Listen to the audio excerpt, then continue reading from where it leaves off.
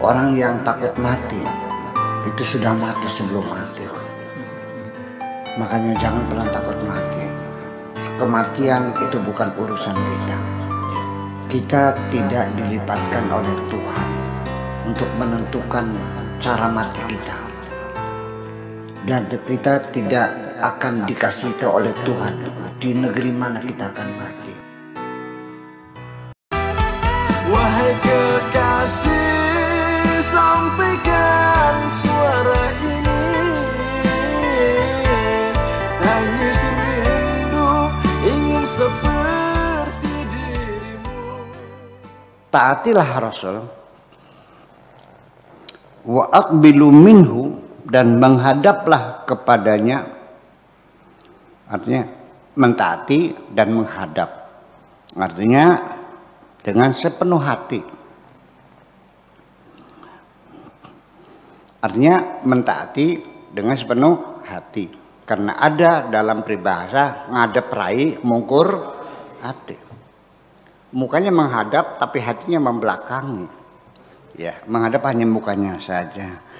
Waqbilu minhu ma ya'tikum bihi minal amr, apa saja yang diperintahkan oleh Rasul, wan nahyi, dan apa saja larangan yang dilarang oleh Rasul. Qala Allah azza wa jalla, wa ma atakumur rasulu fakhudhu wa ma nahakum anhu fantahu. Apapun yang disuruh oleh Rasul laksanakanlah, dan apa yang dilarang kepada kamu tinggalkanlah. Wa ma atakum, dan apa saja yang Nabi datang kepadamu, Rasul fakhuduhu, maka ambillah. Ini bahasa Arab. Maka ambillah, artinya kalau disuruh laksanakan, gitu aja maksudnya. Kalau dilarang ya tinggalkan. Itu maknanya. Kunu sibaan inda amrillahi azza wa jalla. Jadilah kamu harimau yang tangkas ketika melaksanakan perintah Allah. Yang terengginas, jangan kelakad-keleked, jangan sempoyongan, ya, yang tegap, yang tegas, yang cepat, ya, ketika menerima perintah Allah dan Rasulnya. Wa marda anda nahihima, dan jadilah kamu orang yang payah kena sakit ketika menerima larangan Allah dan Rasulnya. Artinya tidak punya semangat untuk melanggar larangan Allah dan Rasulnya. Itu maksudnya. Jadi melaksanakan perintah harus penuh dengan semangat. Kalau meninggalkan ya harus seperti orang sedang sakit payah. Iya, jadi terengginas dan cepat begitu. Ya, ini terutama di dalam sholat ya, itu dapat penekanan seperti itu. Bahkan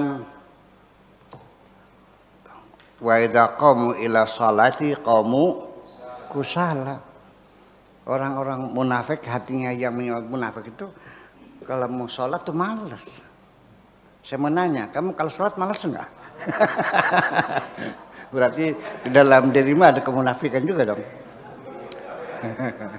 Iya, itu. Nah, akhirnya semangat melaksanakan salat itu diimplementasikan dengan as-salat fi awali waktiha. Artinya deng beduk, Allahu Akbar, air wudu langsung Allahu Akbar. Itu yang namanya terengginas, diimplementasikan seperti itu. Tetapi kalau zuhurnya jam 2, adzan jam 12, jam 2 zuhur, namanya kelakad-keleked, ya, sempoyongan, kadang-kadang juga imamnya lagi tidur. Ya, jamaah di mushola sudah siap, salawatan dulu dari jam 12 sampai jam 2. Allahumma sholli ala jam 2, imamnya lagi tidur. Saya kira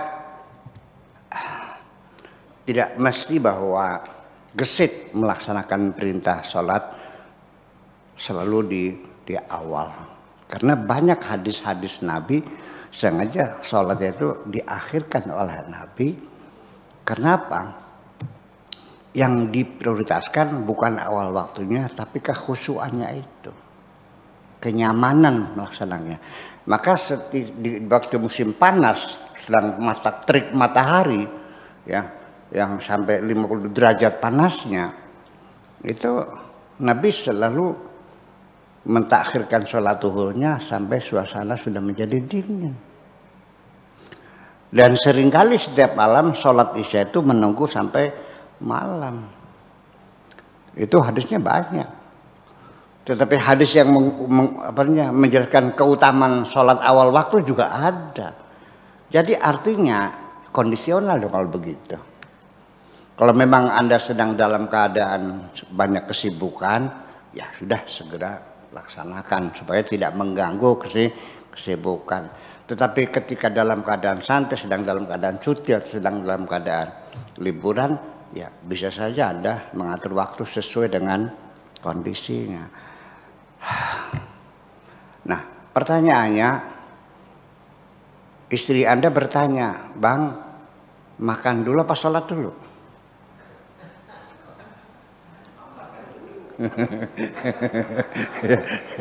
Kalau Anda mengutamakan sholat, Anda sholat dulu.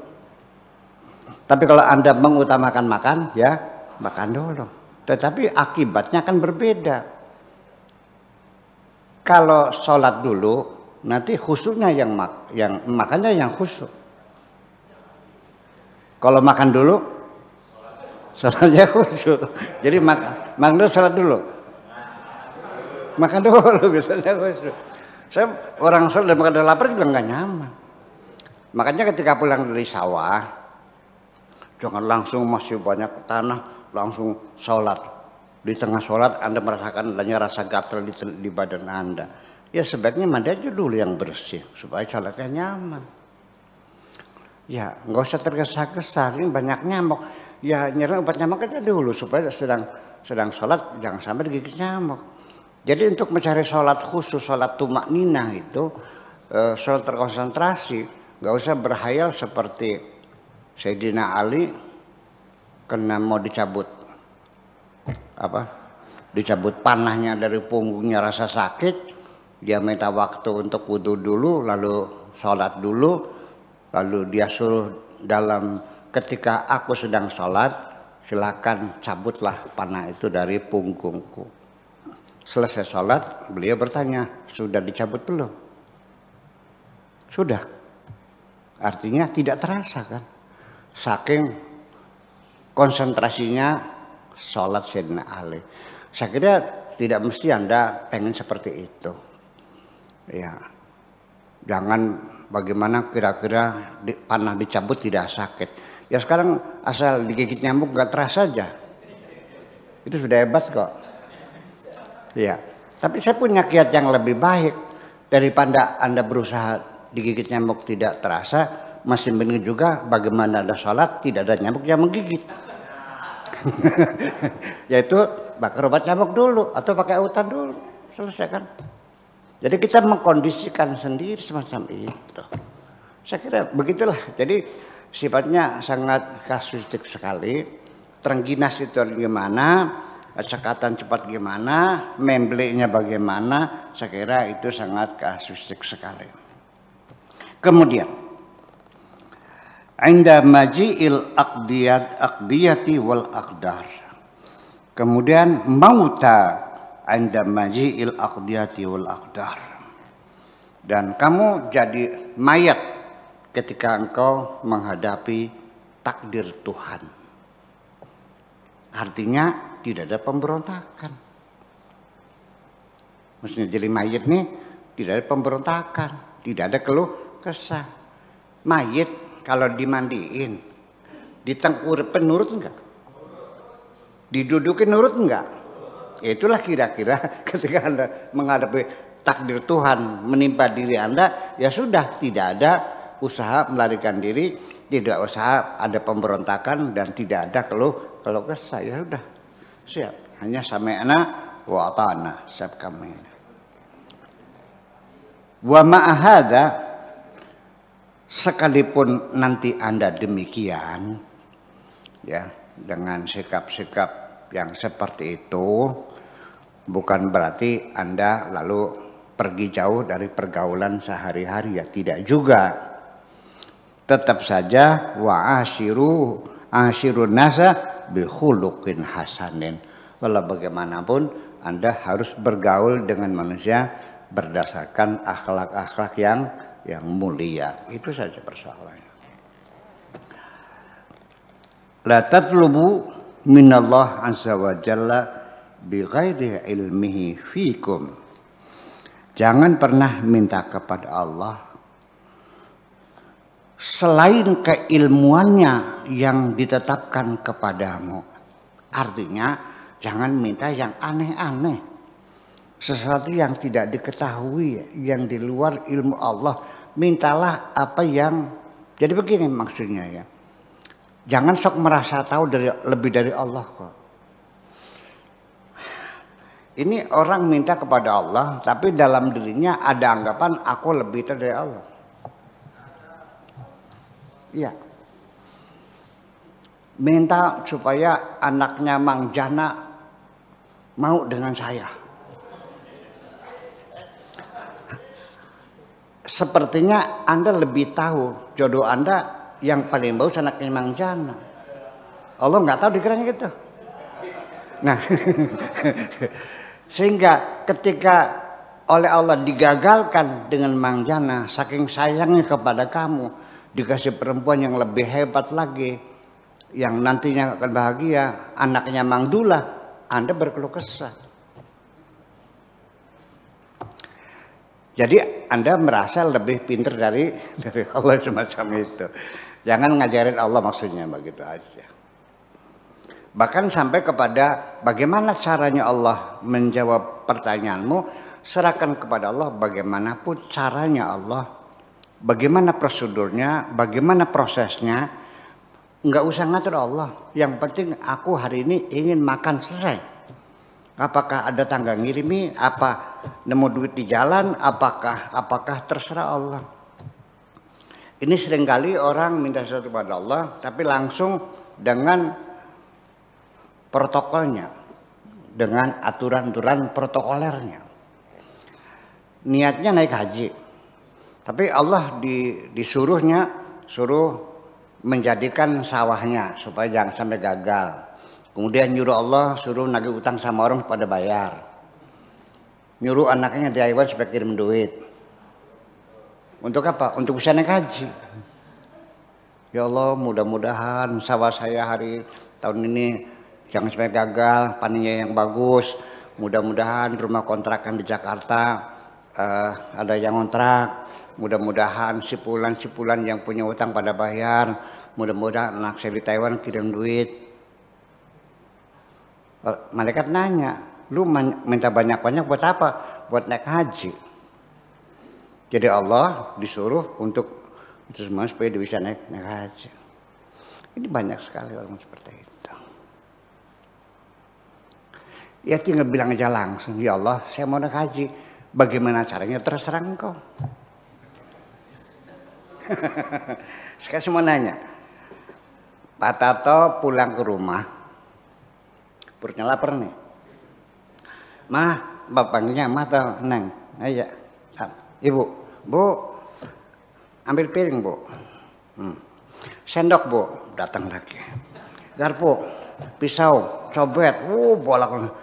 Istrinya nanya, minta apa sih? Pengen makan, dia bilang aja makan, kok banget sih.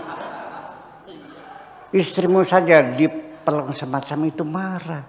Nah setiap hari Anda ketika meminta Tuhanmu seperti itu. Iya kan? Jadi ternyata suul adab sama Allah ini sehari-hari seperti itu.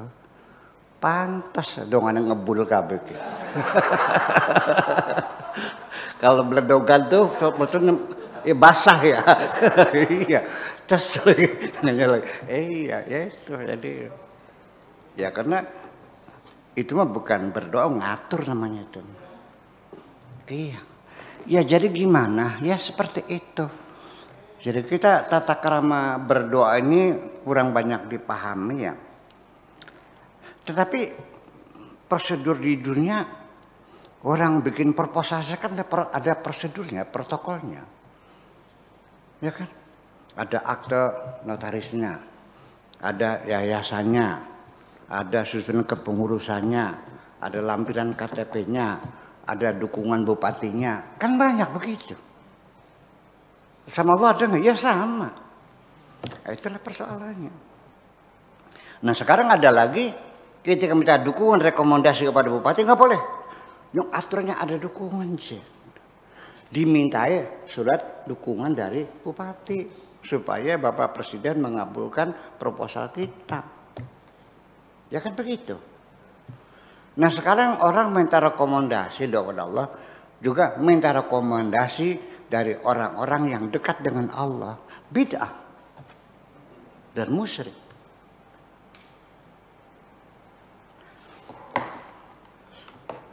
Anda minta jalan ke Keliwed, Sukawera, minta dicor.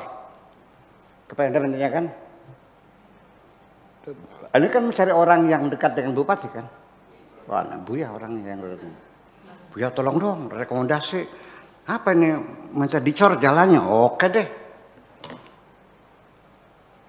Mohon yang bersangkutan dibantu. Terima kasih atas perhatian Bapak Bupati, tanda tangan Abdul Syakur Yasin. Kasih Bupati. Ada tulisan saya. Sulit menolaknya kan? Dipertimbangkan kan? Nah itulah makanya rekomendasi orang dekat itu penting. Tetapi kan akhirnya menjadi bid'ah, menjadi musyrik.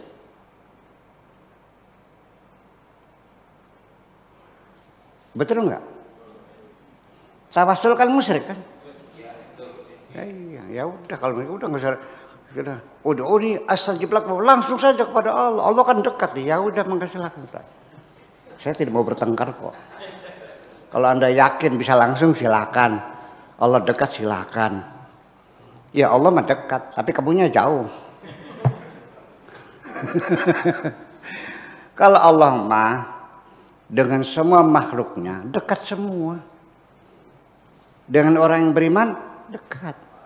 Dengan orang yang tidak beriman dekat. Orang yang tidak percaya Tuhan dekat. Kenapa? Aqrabu minhu min hablil warid. Tuhan lebih dekat dari urat nadi. Urat nadi siapa saja yang beriman, yang kafir, yang musyrik, semuanya dekat kok. Allahnya dekat, tapi kamunya jauh kan. Itu persoalannya. Jadi itulah teori semacam ini juga dalam perdebatan ya silakan saja. Kalau Anda yakin Anda sudah dekat dengan Tuhan ya mangga silakan langsung kan gitu. Kalau Anda merasanya banyak dosanya ya minta rekomendasi ya mangga silakan. Kalau Pak Edi merasa dekat dengan Bupati Majalengka ya langsung saja. Kalau merasanya kurang dekat ya cari orang yang dekat. Kan begitu. Apa melalui partai, apa melalui ya kan orang keluarganya, dan sebagainya. Kan seperti itu persoalannya. Itulah kira-kira. Nah, yang saya maksudkan kedekatan Tuhan itu bukan kedekatan fisik, tapi kedekatan rasa. Saya dengan Bupati Indramayu Pak Yanse enggak seminggu sekali ketemu kok, ya kan? Kadang-kadang sebulan sekali. Kalau dengan sekdanya tiap hari kan, tiap hari kan lapor sekda tuh dekat. Jabatannya kan sekda. Secara jabatan ya dia lebih tinggi. Dari sisi kedekatan. Lah, paham nggak? Lah itu seperti itu. Jadi bukan kedekatan fisik. Allah mah tidak perlu didekati secara fisik, sudah dekat kok. Yang maksud dekat itu dekat rasa. Itu orang-orang yang dekat itu yang punya rasa kesucian hati dengan Allah dekat dan doanya dikabul. Kan itu persoalannya. Kalau Anda gak butuh rekomendasi, udah silakan.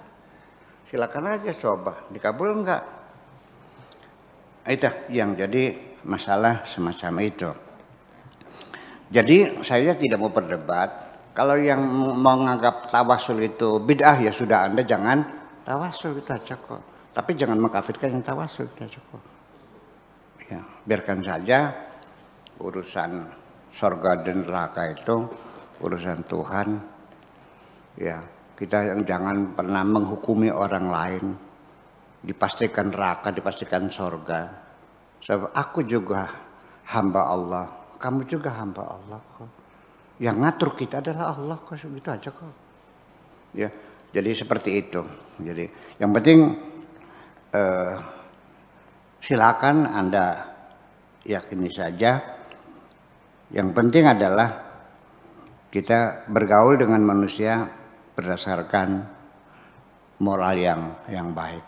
Wa asyirun nas bi khuluqin hasan. La tatlubu minallah azza wa jalla bi ghairi ilmi fikum wa wafiqu fi hukmihi wa qadarihi fikum wa fi ghairikum. Tetapi Anda harus selalu setuju, harus selalu sejalan dengan apapun yang menjadi keputusan Allah dan kepastian Allah. Tidak ada penyangkalan. Begitu Anda bercerita tentang kesulitan yang Anda hadapi kepada orang lain, maka keluh kesahmu itu dilihat oleh Allah sebagai komplain terhadap keputusannya. Artinya penyangkalan dan tidak menerimakan. Udah, nggak usah ceritakan. Seperti itu. Ani Nabi sallallahu taala alaihi wasallam, diceritakan dari Nabi, walamma khalaqallahu azza wa jalla al-qalam, ketika Allah menciptakan qalam. Qalam, qaf lam mim qalam, ini qalam namanya, yang nulis. Lalu qala lahu uktub, lalu Tuhan berkata kepada pulpen tadi, pada qalam tadi, uktub, tulis. Qala malladzi aktubu, apa yang saya tulis, kata qalamnya. Setelah Tuhan mencipta qalam, lalu disuruh tulis. Si qalam bertanya, apa yang ditulis? Qal uktub hukmi, tulislah putusanku. Fi khalqi ila yaumil qiyamah, tulislah putusanku terhadap makhlukku sampai hari kiamat.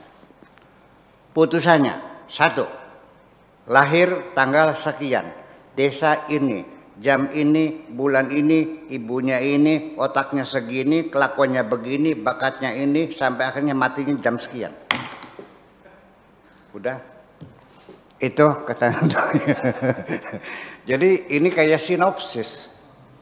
Seorang sutradara membuat satu sinopsis terdiri dari 12 pasal. Nanti pasal ke-12 baru pahlawan ceritanya itu, lakonnya itu matinya ketabrak mobil. Ya kan, pertemuan kasihnya di restoran. Itu sinopsis harus ditampilkan dalam acting dan tidak boleh melanggar. Ya, harus taat kepada aturannya. Jadi masing-masing itu sudah ada putusan-putusan Tuhan, sehingga kita hanya siap melaksanakan saja. Itu begitu. Ini nanti teorinya jadi perdebatan panjang lagi sampai sekarang. Masalah qadar dan qadar itu menjadi perdebatan yang tidak pernah selesai dan tidak akan pernah selesai. Belum pernah selesai dan tidak akan pernah selesai. Yang ini ngotot, yang ini ngotot. Karena ini teori. Kalau saya mah tidak. Saya mah tidak pakai teori, pakai fakta di lapangan. Ya, kalau fakta mau dibantah, yang faktual aja. Saya lahir di Kertasmaya, di pasar. Di rumahnya Nyonya Rok, orang Cina. Waktu itu bapaknya dagang bako. Saya nggak pernah milih lahir di situ kok. Saya juga tidak milih keluarnya dari perutnya Ibu Haji Zainab, enggak kok. Nama saya juga bukan pilihan saya kok. Jenis kelamin saya juga bukan pilihan saya. Profil tubuh saya juga tidak, ini juga pilihan saya kok. Iya kan? Terus sampai nanti juga saya tidak boleh ikut campur kok. Harus menyerahkan apapun kehendak Allah. Mau kena kanker, kena tumor, kena tabrak mobil, kena tembak, kena segala macam, terserah Allah. Boleh nggak milih kematian? Ini fakta kok. Iya. Jadi itu kata hadis, Nabi dikatakan bahwa ketika Tuhan selesai menciptakan kolam, lalu disuruh menulis, kata kolam bertanya, apa yang ditulis? Tulislah segala putusanku terhadap makhluk di semuanya. Sampai hari kiamat. Itu aja. Udah habis waktunya ya. Oke, gitu aja deh. Assalamualaikum. Terima kasih, sampaikan